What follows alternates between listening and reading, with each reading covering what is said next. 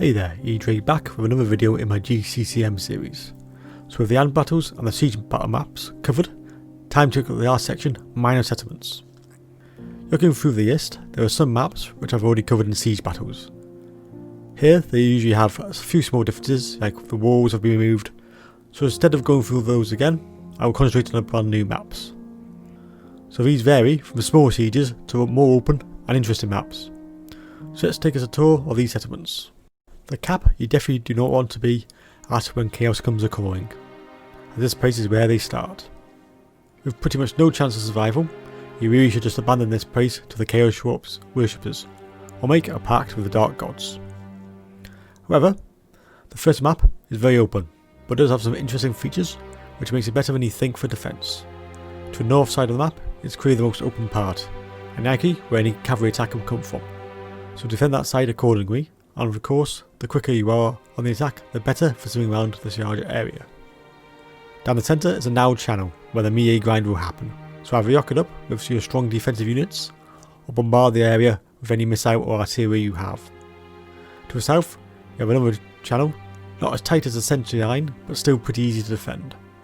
Finally, on the hill to the south, there's only one way up, so again, block that up with infantry. Obviously, the nightmare here is artillery, and if you are attacking, bring a couple of units and you can pound the enemy pretty much with no line of sight of issues. Defensive, there's a good high point on the open north flank, but you need a lot of units to defend such an area due to the wide expanse.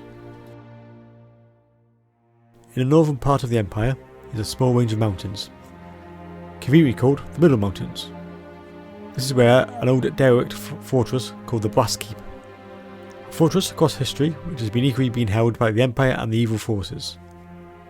Once the home of a necromancer called Morath, who held a certain crown of sorcery which may be familiar to Greenskin and Nagash fans. The keep itself is set against the mountainside and is in a bad state of repair, with not much in the way of defensive walls anymore. On the north side it's pretty open, but goes towards a small arch into the fortress, which means the defence can push out and have a good place to fall back to when overwhelmed. Also, this has an location which provides a very good overwatch spot for missile or artillery. Towards the centre there is a bridge, but don't think it's easy to defend, as the wall is missing on the left as you approach. So this allows any attackers to get around to the back, meaning more units are needed to defend here. Finally, the east flank is open, but again narrows to a ramp leading up to the main part of the fortress, and having two ways around. All these entrances quite near each other, and with carefully coordinated attacks you can charge multiple routes, without much need for manoeuvring. Push out of your defence as possible, and there are some narrow channels which do look inviting to defend around the bridge, but it's easy to get caught out by fast units, so if you have a few vanguard units you can also do some skirmishing and then fall back quickly.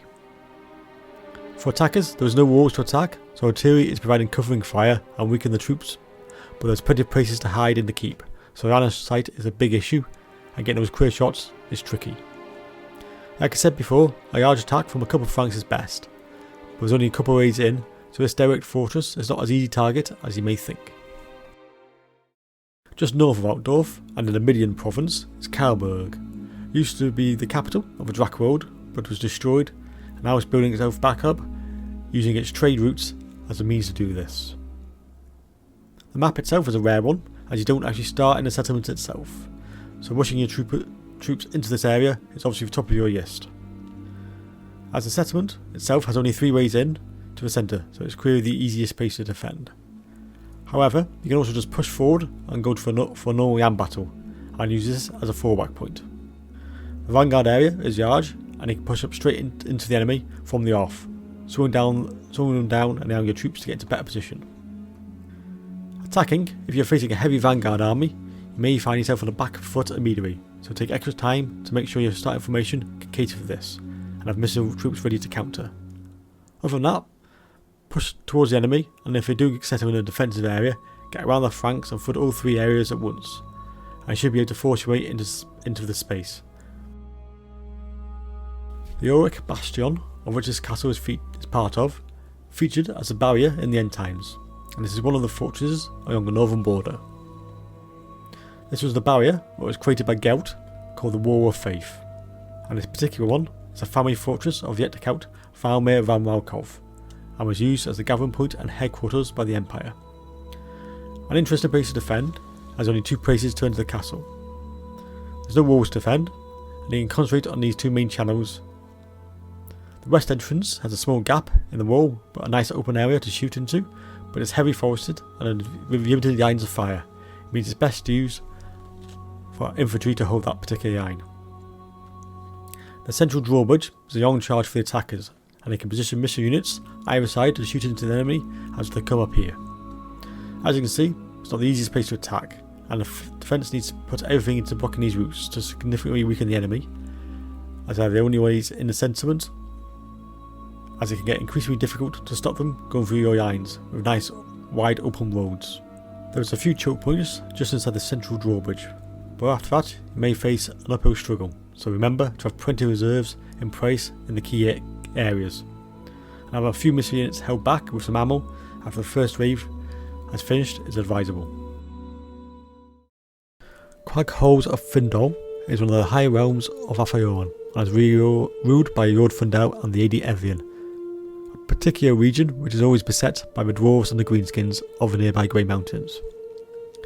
This open map contains 7 ways up to the first level, so it's not the greatest place to defend, but allows you to have a small force of vanguard units, and if you play in the Wood Elves, they have some of the best vanguard units around.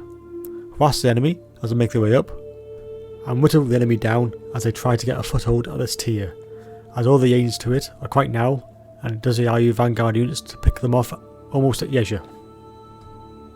This will lead to a weakened front line as they make towards the next tier. The top tier, which are only 3 ways up, here you can block the aims with your infantry and make the enemy really work to get that particular foothold. If you can keep a patrol on the second level, harassing the enemy as they try to make progress, you can keep a constant pressure as they try to get more troops to the first tier, and this definitely can give you some good kills, and it allows you to keep peppering the enemy until they take that first tier, and then you can treat them to the top tier. On the attack, your deployment is now, so you have to spread your forces out if you want to take advantage of these many ways up to the initial tier. If you have some fast cavalry, push them wide to the first west and east ranges to stretch the enemy as far as possible. Then you can charge the rest of your units straight down the middle. When it comes to a top tier fight, it's just basically a grind for the enemy down, and so you can get on top. Artillery is your friend on this map, as there's no real cover at all. On to the Norske lands now, on the top of the map. Based in the province of Ironfrost Grisha. Ddraig End is situated in the far northwest, very close to the Dark Elves lands, and one most people will never ever see. Without narrow lanes, but has some particularly nice positions where you can hide troops to protect them from artillery and missile fire. It is actually a pretty good place to defend, as you can push out, and knock up the 2 main entrances, or just vanguard some missile units and slowly fall back. Then, in the centre, have a few units to roam, so you can show up any particular lane which has been weakened by an attacking force. For your attackers, this is a particularly nasty place, as artillery is almost useless, as you can't shoot easily into the areas, with a possible exception of mortars. The enemy can just keep falling back, and as long as you do it correctly, you may never be able to get around the back of the opposition. You basically have to earn each lane the hard way. There are no quick ways to move your enemy out of there, so hope they make a mistake and leave your lane open or weakened, and then you can push your units into that area and get behind.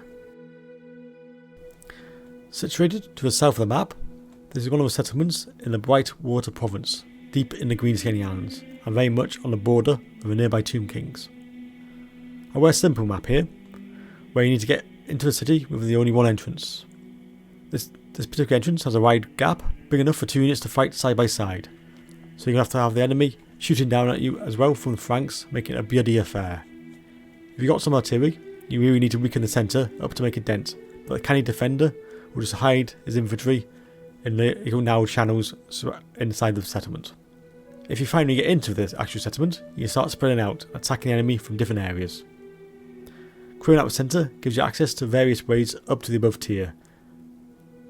There are numerous ways up to this tier, so to defend them all would be quite difficult for a smaller force. So make sure you pick a weak lane and attack it heavily so you can spread the enemy thin. When defending, it is all about the first fight at the main entrance. If you can kill as many enemies as you can, the chances of having enough units to block up various ways to the top will be diminished. Choose the right time to fall back, where you still have some numbers left, and fall back slowly, covering each entrance with as many troops as you can, and hope you have enough to contain the flood. Another Norske settlement, and this time we were back right in the path of chaos, so defending this place against that force is never easy. But with this map you have a chance to stop them well, at least for a bit anyways. Set in the now Gorge, this map is similar to the last as there's only one way into a settlement, so bringing all your defensive might to that one main entrance is a must. Unlike the last map, this one is much harder to hide your units from artillery, and it's very easy for the enemy to blast your units from afar. Other than that, you need to hold the front as long as possible. As for the lack of any good places to defend, make it difficult to hold onto a settlement if your first line fails. To continue with the theme at the moment, when you're attacking, you just have to blast your way through with might of arms or war firepower. If the defenders do have some immaturity of their own, this can cause you problems, as it's a pretty open map, and unless you have some flying units to shut this particular unit down, you will have to do it the old fashioned way and fight through them all, and this is going to make it a bloody affair. Back to the Empire now, and the southern part of it by the Blackfire Pass, a fortress town which has lucrative trade routes through the old dwarf road. The dwarves have holds in the mountains around Blackfire Pass, means trade with the dwarves are common, but attacks from the greenskins is also just as common. A bit easier place to defend this time, and there are only two routes in, the northern part of a settlement, close to attackers' deployment area. This allows you to put all your troops there, as you can clearly see the enemy move around the back, and you can distribute troops as you needed to these areas. I've ordered a warning though, the rear of the settlement has some wide open spaces, especially southeast, which if the enemy can get around, and more than likely will with a fast cavalry force, the defence of this area is a lot harder, so make sure you have a large section of units specialising in defending against cavalry this side. For attackers, it's all about how confident you can break through the northern side line. If not, and you have some mobile troops, namely a good reserve of cavalry, you have to take advantage of this and send your melee infantry to the combat first line, supported by missiles, and then push around to the fast charge into the flank. You likely need a substantial cavalry force to go around to break them, as this area, as I've said before, is usually heavily guarded because of the wide open areas. So make sure you take a substantial cavalry force. Speaking of the Blackfire Pass, one of the dwarven settlements is this one. It's a small dwarf kingdom called Carolingia, and is west of the Blackfire Pass. With the Empire to the north and the border princes to the south, and of course further on the greenskin hands, this settlement has always had good relations with the Empire for trade, but can be left open to attack from the greenskins. As you can see, this map is based on the greenskins holding it, and it's a rare map where the entrances are very wide, allowing the attackers to really put a lot of units into the front. Defence wise, you can try to hold the two entrances, or bundle them and try to hold the main entrance instead. Each has advantages, and it depends on how large your defending force is. Too few in number, and pushing out to those two outer entrances means you probably have too few forces to hold them. So drop back and hold that central line instead. Attacking, hardly any tactics are needed. Just really blow apart the front ranks as you find them, with fire or magic. And then get in there with your units. It's a straightforward map, but can actually be very entertaining. The King's Grade is a large clearing in the heart of Orion, where the actual city is nearly invisible to the untrained eye, and is melded into the trees around the area. The city itself is vast, and you can underestimate the size of the army that can defend this open area, as it looks very welcoming for a would-be attacker. This map is so open, means you need a large force to defend it, with a huge gap in the centre where you need to block up with a lot of troops, as the fallback positions are not really there as it's so open. And there's no choke points at the back at all. Apart from the large centre opening, you have a slightly smaller entrance to the west, and a sneaky one around to the east, which has now become providing some very nasty flanking moments for you or the attacker, so make sure you defend it and use it to your own advantage. You're almost spoiled for choice when attacking here. If the enemy has not got a full army, you can pretty much choose an area of the map and attack from that particular position. Even if they turtle up in the corner, you can still get around them pretty easily. Remember though, it is open, and the wood elves themselves excel at fast moving units that take advantage of firing on the move and are usually very quick. So in this particular case, it's usually an nasty faction to defeat. And if there's any artillery involved, you can win the day quite easily with that particular advantage. Just hope that wood elves don't flood out and try to take that advantage away from you. This is the oldest city in Tyria, and is based on an ancient Elven City which was founded by the legendary twins Yuka and Uchina, king and queen of the Magic Shepherds. The twins were considered divine and worshipped like gods, making the residents believe they were the kin of the gods. Of course, people outside this area were not as keen to see them as gods. Back to a more familiar map now, where a settlement with 3 key entrances, and surrounded by the water. Well, deployment for the enemy means they can attack all these entrances easily, but you don't really need to worry about any artillery fire, as it's almost impossible to get good lines of fire against this settlement, but you can get them at certain places on the enemy with careful placement.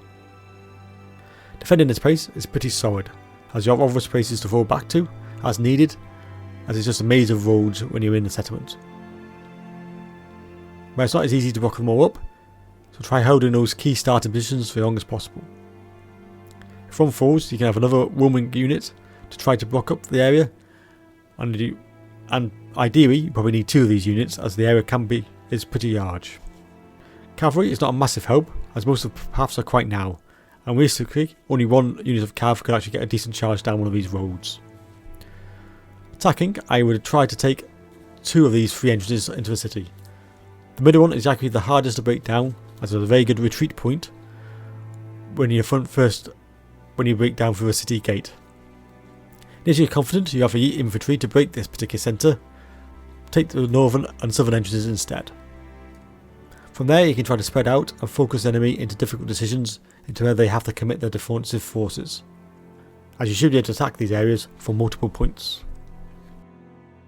To Istria now, and we find a place called Marks of the Old Ones, which is in the central region on the coast.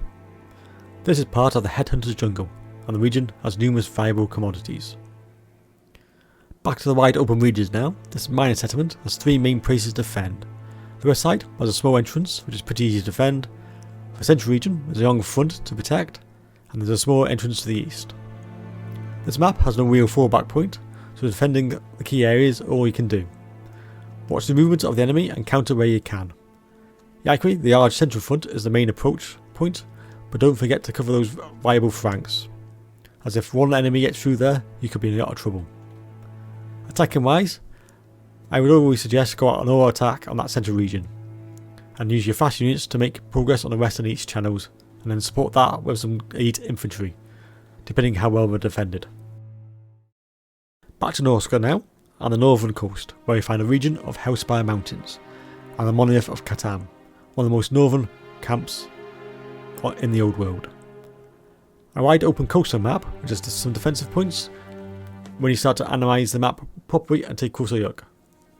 The settlements in the centre create a few narrow lanes, so cavalry do not have free rein, and the northern part has some channels where you can block off with your infantry. So at first glance you think this is an easy attack,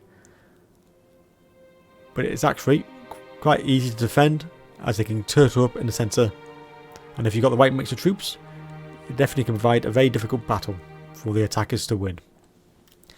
Attacking though is all about if you have any artillery to help you open up those lanes. If you do, this settlement can be easily taken. However, if you're just using infantry, and of course a mix of cav, you can find this tough place to take out severe losses. As always, send the fast units around the back and spread your forces evenly to surround the enemy. Then make a gap with your magic or artillery and push each unit through it. Then it's a simple matter of crewing up the rest. Onto the arse map now, and we stay in Norske, and the central part of the province of the mountains in Legafar. There are only 2 settlements in this area, this one being the smaller one, and then there's the Varg camp, which is the larger one. This seems a very hard place to defend. Unlike the previous maps, there was a very few places to actually position your troops in a good place. And of course you're quickly going to get surrounded. However, you do get onto ground level and you can see the defensive points in the southwest corner of your zone. There does seem to be a lot of natural gains into the main settlement. In fact, there are 6 of these, but they're only very small and they can block each of them up with just 1 unit of infantry, which means the aerial shot does not give justice on how well you can actually defend this area, even though there is those 6 points of entrance. If you're attacking and have artillery, like a lot of these types of maps, it's pretty much shooting fish in a barrel, as there's nowhere to hide, and you can launch all those missiles straight into the centre and then push your troops around to surround them. And when you run out of ammo, just charge in. On defence, you can always take the fight to the enemy and push out and leave some units back to fall back to as a defensive bastion. As a deployment area for the attackers is very small and there's only one place, so it gives you the opportunity to jump onto this opposition straight away. Thanks for watching, and I hope to see you in the next video.